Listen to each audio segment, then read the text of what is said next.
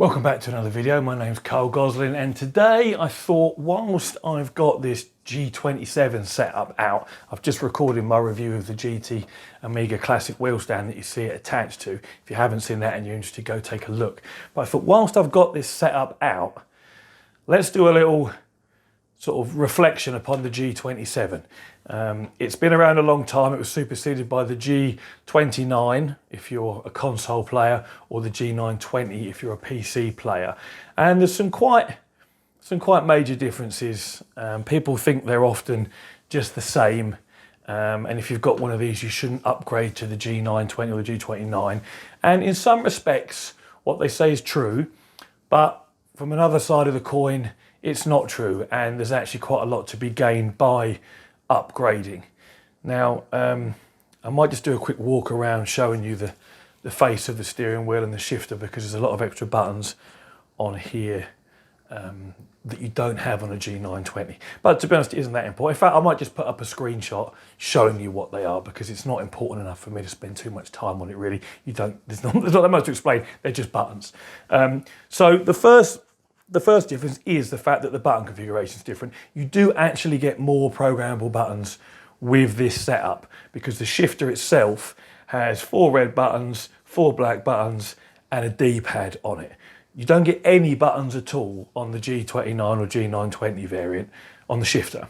You only get buttons on the steering wheel, and they're your basic Xbox control buttons plus 2 extra. So that is what you might call a negative if you need that many buttons.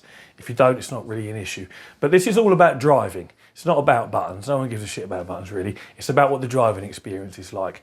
Now, the fundamental differences between a G27 and a G29 or G920 are as follows. The motor inside the G920 is now brushless. So it's going to last longer, and it's going to respond potentially a touch quicker due to less friction from the physical brushes themselves. At least that's my understanding of it. In addition to that, there is a Hall effect sensor which measures and monitors the rotation of the steering wheel in the G920, G29. In this, there is an old optical pickup, which is how old mice used to work back in the days when there was a ball inside the underneath of the mouse, if you remember that. Inside there was 2 little rollers that would spin, and they were attached to tiny little optical wheels that had little holes cut out in them. And as these optical wheels would spin round, there is, I think it's an infrared sensor points at them, and it counts each hole as it goes round past the sensor. This is exactly how these work. Now, these are old, and they are prone to having those optical wheels crack, which means your tracking, your steering wheel orientation will be off. Sometimes they'll judder and not calibrate properly, and it's all down to this little plastic wheel that breaks, and the optical sensor can no longer pick up exactly where the wheel is. You can buy replacements, but it means stripping your wheelbase down and fitting it. And to be honest, we had to replace the one in this, because we picked this up second hand. We replaced it with I think it was a brass wheel, so it would never crack again, but the brass wheel arrived all bent and twisted up. And it didn't like it, didn't work. It was worse than before. I don't think it would calibrate at all. We ended up having to very carefully straighten this wheel out in a vise, and using a very small hammer, put it back in, and eventually we got it to work. So that's a fair bit of ball ache. So not only is that ball ache and unreliable, the G920, 29 doesn't use that anymore. It uses a Hall effect sensor. There's no moving parts, there's nothing to fail, there's nothing to break. It's more accurate, and it will last forever. So, brushless motor, Hall effect sensor over an optical wheel. These are the positives.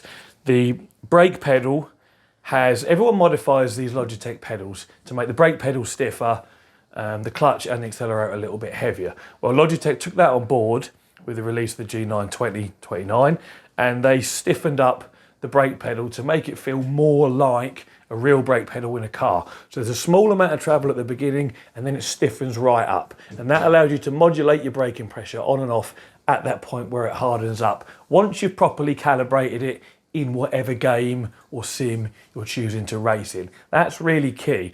People that moan and go, oh, I can't press the brake pedal all the way down in the Logitech G920, it's because you haven't been in your settings and you haven't calibrated it properly. I'll do a video about that as well, because I hear it a lot. And people are telling people to take out the insert that Logitech put in to make it feel like this, because they don't know how to properly calibrate it in the software. And they're moaning at Logitech. It's not Logitech's fault. You guys, the few of you that don't know how to do this, just haven't taken the time to learn how to do it properly and how to calibrate it. But that's fine. I'll show you guys how to do that at some point anyway. So we've got improved brake pedal feel. We've got a Hall effect sensor, we've got a brushless motor. The steering wheel itself is very similar in construction, build and quality, as is the base. They both put out the same amount of torque, I believe. The paddles are the same.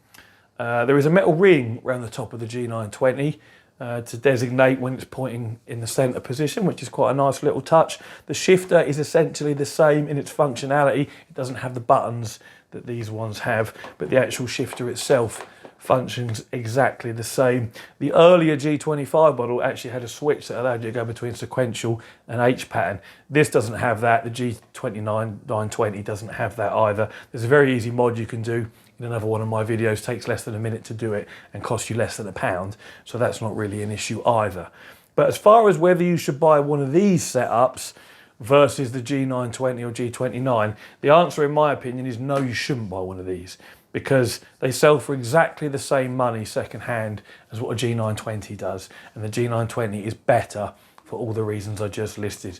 Hall effect sensor, brushless motor, better brake pedal, the ring at the top of the wheel. And it won't have had as much use either.